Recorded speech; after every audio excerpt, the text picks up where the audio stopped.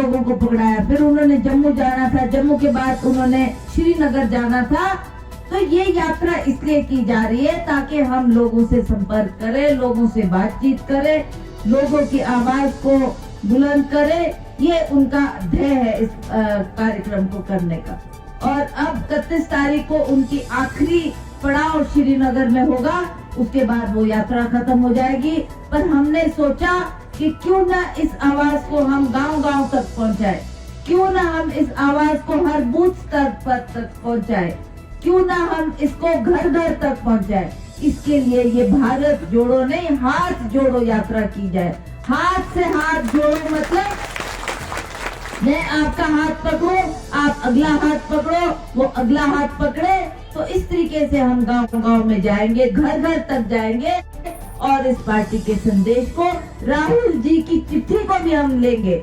उन्होंने एक पत्र भेजा है आप सबको, वो पत्र भी आप तक पहुंचेगा, उनका संदेश भी पहुंचेगा और जो वो कहना चाहते हैं वो भी हमारे लोग आपको बताएंगे कि क्या हमारा इस यात्रा को करने का मकसद है। तो हमें खुशी है कि 26 जनवरी को ये कार्यक्रम, हाथ से हाथ जोड़ो कार्यक्रम, हमने जोगिंदर नगर से इसकी शुरुआत की।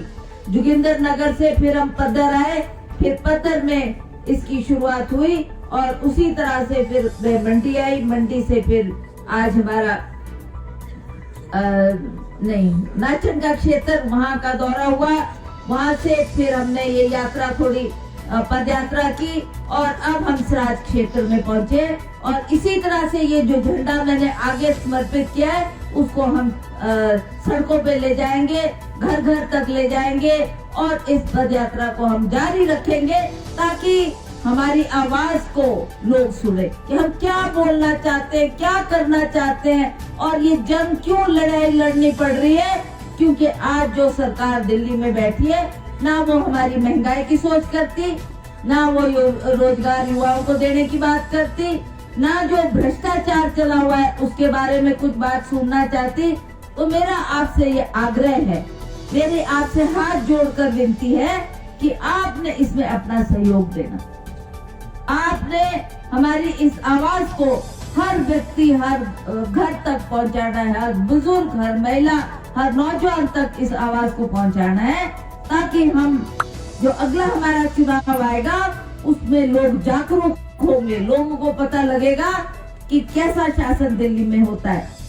आपने यूपीए की सरकार भी देखी, हमारे जो बहुत ही अर्थशास्त्री के जो परिपक्व थे डॉक्टर मनमोहन सिंह जी, उनको प्रधानमंत्री बनाया था यूपीए की सरकार ने और किस तरीके से उन्होंने हमारी आर्थिक स्थिति सुधारी, देश की आर्थिक स्थिति सुधारी और कहां वो उस ले गए।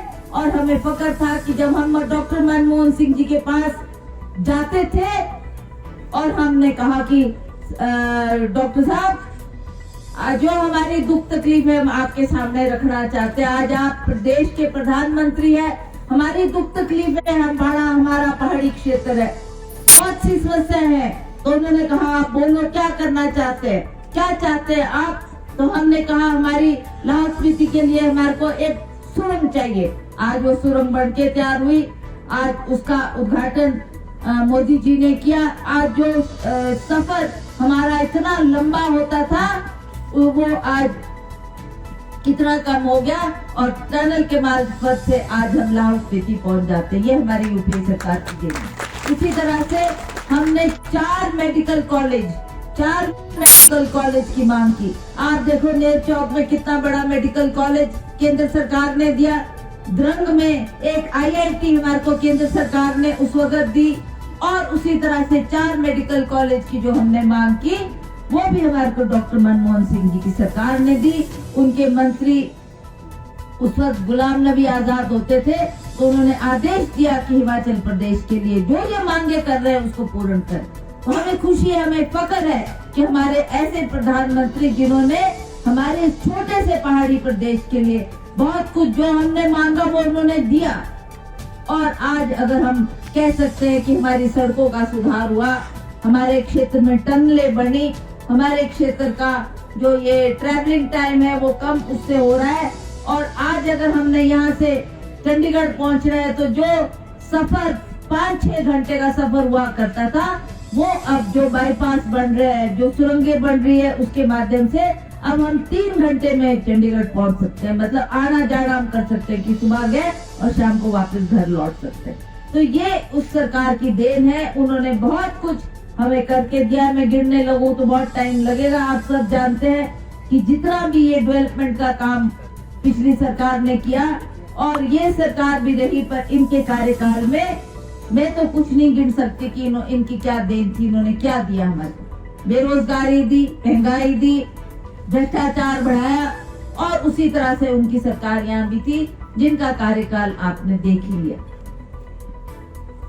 तो इसलिए मेरा आपसे निवेदन है कि आज जो हम ये आज इकट्ठे हुए हैं, आप सभी ने जो जोरदार स्वागत किया। जब हम शुरू में आए तो पीडब्ल्यूडी का गेट वहां लगा था, पानी विभाग का गेट वहां लगा था। मैं इसलिए मेंशन कर रही हूँ, उनका थैंक्स कर रही हूँ। और वन विभाग का भी वहाँ गेट लगा था। आप सभी विभाग के जो अधिकारी वर्ग है उनका मैं धन्यवाद करती हूँ, और बिजली बोर्ड का भी था। तो इसलिए मैं आप सबका धन्यवाद करती हूँ कि आपने जो यहाँ पर पहुँचने पर स्वागत के लिए वो जो गेट लगाकर हमारा स्वागत किया, उसके लिए धन्यवाद।